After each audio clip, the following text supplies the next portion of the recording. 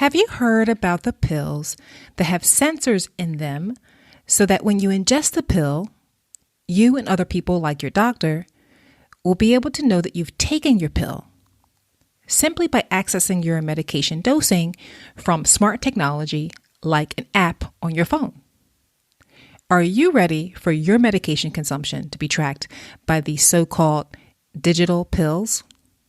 Well, we're talking about that today on episode number 7 of Overprescribed.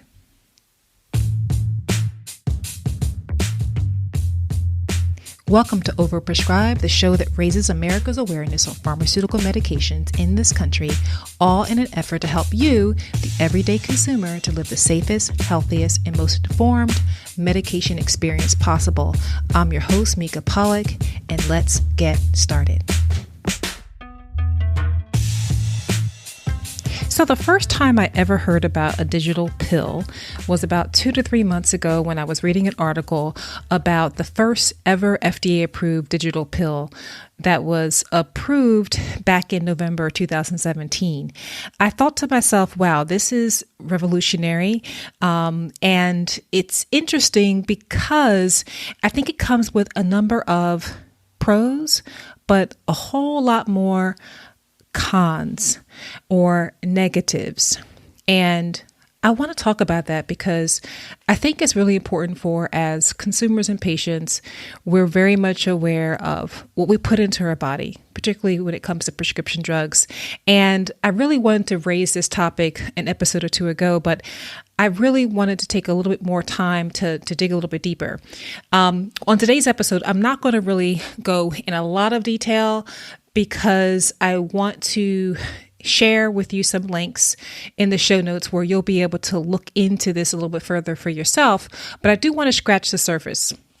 I'm going to read from Wikipedia here about this particular pill, which is actually a combination or a collaboration between a company called Otsuka Pharmaceutical, a Japanese firm, and Proteus Digital Health, which is a company based out of California. So according to Wikipedia, in November of 2017, the FDA-approved Abilify MySite, the first trackable digital medicine, which combines Otsuka Pharmaceutical's Abilify, a dopamine partial antagonist that took 25 years of research to develop and has been used to treat schizophrenia since 2002, with Proteus Digital Health's revolutionary ingestible sensor. The result is a pill that can be used in the treatment of schizophrenia, bipolar 1 disorder, and major depressive disorders, while also allowing the treating physician and healthcare team to keep tabs on whether their patients are in fact taking their medication as prescribed. This is achieved through a tracking sensor embedded into the pill, which, when swallowed and activated by gastric secretion, sends a signal to a wearable sensor patch and onto an app which can be accessed via a smartphone or similar device. The intent of the new product is to give doctors better insight into patient treatment, optimize treatment therapy for patients, and reduce overall healthcare costs by attempting to lower relapse rates. Now, to think about the invention of a digital pill is not something that's so far-fetched.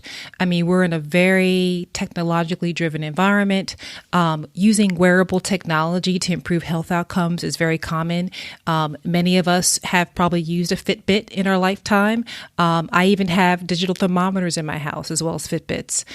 Digital health, which is the space, if you will, the industry space that helps to drive a lot of these technological advances in healthcare, is a very popular space, has been popular for a number of years, and it's just only going to continue to grow. So to think about the fact that we're now here at this point of a digital pill in our healthcare environment is not too far-fetched.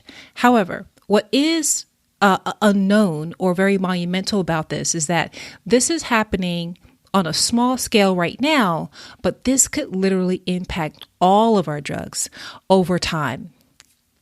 Some have called this the new era of digital pills, and it is a new era for just prescribing of pills and medication tracking for millions of Americans all around this country.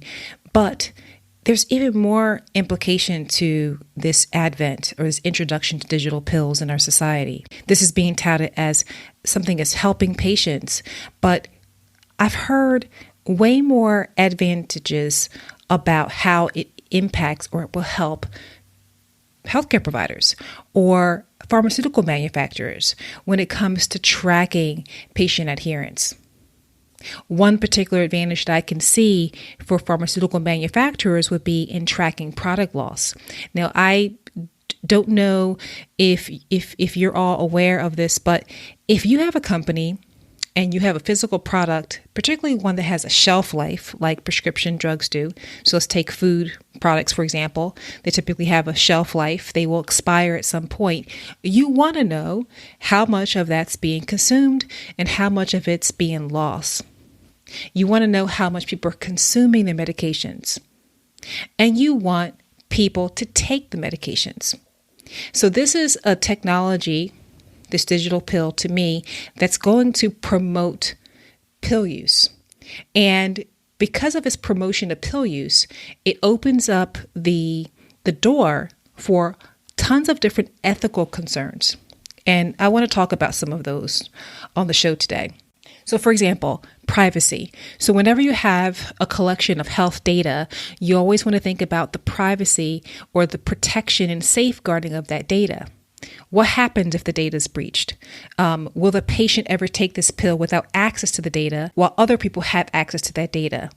And what happens when the data is hacked, if it gets hacked? Those are concerns. Technology also has glitches. It happens. What happens when the technology doesn't work? What happens when it malfunctions?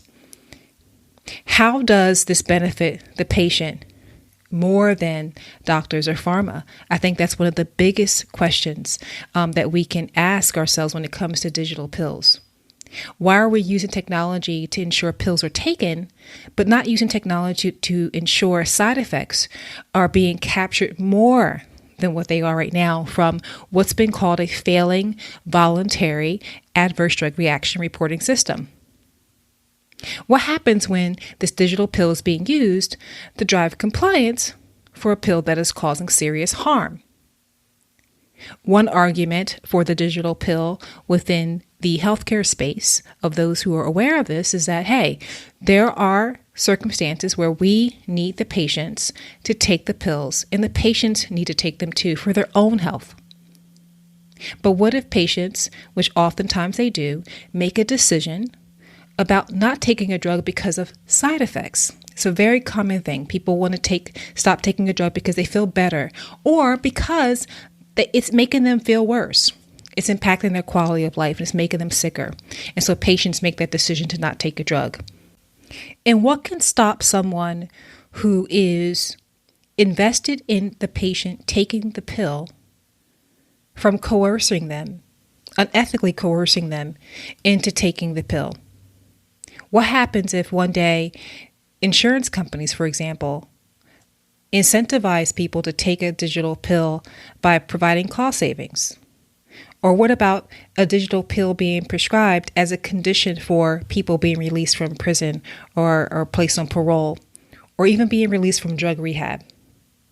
And what about the possible retaliation on a patient or consumer for not taking the pill based on the data coming in from the app? So I think there's privacy issues, there's coercion issues, and there's the issues around why people would take the medicine and who would actually promote taking a digital pill. Not everyone will also be comfortable in using digital pills and using an app. One thing I've heard is that this will really help the elderly population, for example, who would need to take their medicines. However, I know very few elderly people, even in my own family, who are comfortable with even using a smartphone just to make a simple phone call. So I question how much elderly patient populations would be interested in utilizing a digital pill and using a smartphone app. What happens when someone is prescribed these pills, but without their knowledge? Can that happen? Can someone be given a digital pill and not know it, and then people are actually tracking this pill? Well, I think some people would say probably yes and no, but I think the mechanism behind the actual digital pill itself is that the pill has sensors within the pill, and there's a patch that you then place. I think it's on your left side of your rib cage, and this between the two of those components, the pill and the patch, the two must be used in conjunction in order for, I guess, the signaling or the data to go through the technology and show up in the app. And so if you don't have one or the other, data's not going to show in the app. And so maybe there isn't a chance for that to happen, but that's another consideration that some people have mentioned that I've seen on social media. Now, will certain populations, particularly vulnerable populations, be more targeted for digital pills? And is this ethical? Again, safeguards, protections. How do we monitor this proactively? And what about people who do stop because of their side effects? They have a right to stop. But again, what if they feel incredibly compelled they need to take it? They need to take this digital pill or else they're going to face consequences. What happens if someone detects that you're taking more medicine than you should be? So could that be a positive of this, that, the app can pick up that someone is possibly overdosing on a pill? Now, from what I've read, I don't think this app captures real time, literally you taking the medicine and within 2 minutes, the app picks up on the fact that you've done it, real time dosing, but perhaps there's a benefit there. I think that if we could take technology in the digital health space and use it to improve the reporting of side effects and the monitoring side effects in this country, it'll do far more greater public health value for the common good than the digital pill. For people who take their medicines as prescribed, and there's evidence to show that before they took the drug, they were at one health state, and then after they took the drug, they were at another, possibly less healthier state, then there's probably also benefit there with the digital pill. You think about it, this means that you have a digital timestamp, a date and time, or proof of you ingesting the medication, how much you took and when. From what I've also read, the app would also allow you to capture other things like your mood and other kinds of data. So there's a potential for a rich collection of data from patients who are taking their medications as prescribed. A lot of people also say that this is the perfect arena or the perfect product to be in the arena of personalized medicine, which is a movement that we really start to hear more about over the last 5 years or so, especially. And so people want that customized experience. Healthcare wants to deliver that customized experience, but is a digital pill the way to go to deliver that? I've heard some people say, whatever happened to good old-fashioned in-person monitoring where you watch someone take a drug or you're with them to make sure they take the drug? Well, the argument against that is that, hey, it's time, it's effort, it's manpower, and it's probably not working for many. And so the advent to digitize many things in healthcare, it's amongst us. It's the here and now, and it's the future. And it's going to continue to happen. So again, a digital pill in a lot of ways in our highly technological society makes sense. But how do we protect patients? How do we protect consumers? And will this truly be voluntary forever and ever? There's questions about the long-term use and what will really happen when it comes to patient non-compliance or non-adherence of taking their medications. Digital pills is not a slam dunk. It's not a guarantee that's going to solve the problem. So like, many products that have been approved by the FDA, there's still an unknown about what the long-term implications will be and what the societal benefits will be. Regardless of how you slice it, this is a complex product, and it's going to add just another layer of complexity on an already very, very incredibly complex, and I would argue to say undermanaged prescription drug society that we're in. we need to make sure that as consumers, we're aware of these things and that we are informed about new products like this. And so I want to encourage everybody who's listening to this episode to please take a look at the show note links that I'm including.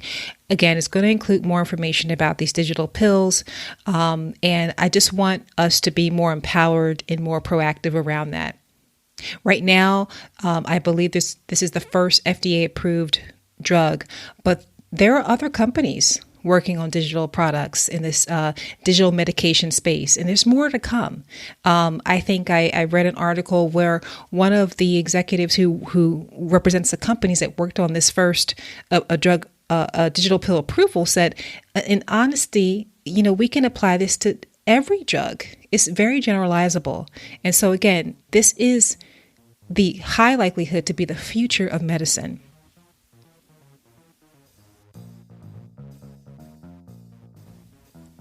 Okay, let's shift gears for a second. I'm happy to debut a new segment here on the Overprescribed podcast called In the News. And this is where I'll just share with you 2 or 3 little random snippets of news articles that I think might be worthy for you to know about. And so I'm going to kick it off by starting with a story coming out of Massachusetts. So a computer science professor and his students at Worcester Polytechnic Institute are using data science to help predict adverse drug reactions. How are they doing that? Well, by integrating natural language processing and deep learning technologies to develop a visual analytics system by processing more than 1 million existing reports of adverse drug reactions that come into the FDA annually. Their research is aimed at better prediction of harmful reactions from drug-to-drug interactions. And it's noteworthy because more than 100,000 deaths a year in the U.S. have been attributed to adverse drug reactions.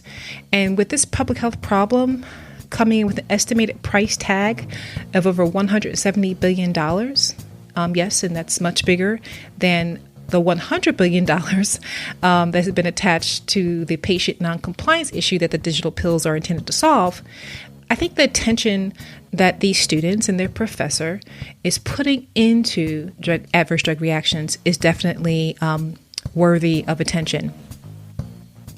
Also in the news, the actress and comedian Roseanne Barr got into some serious hot water this week when she tweeted a tweet that has been described as both racist and abhorrent about former Obama administration advisor Valerie Jarrett. As a result, ABC decided to cancel her incredibly popular TV show Roseanne, and Roseanne eventually released multiple responses since the fallout, one of which stating that the drug Ambien was one of the causal factors that led to that disastrous tweet. The drug manufacturer who makes Ambien is called Sanofi, and they tweeted a response to Roseanne's self-proclaimed Ambien tweeting. Their tweet, quote, says, "People of all races, religions, and nationalities work at Sanofi every day to improve the lives of people around the world. While all pharmaceutical treatments have side effects, racism is not a known side effect of any Sanofi medication," end quote.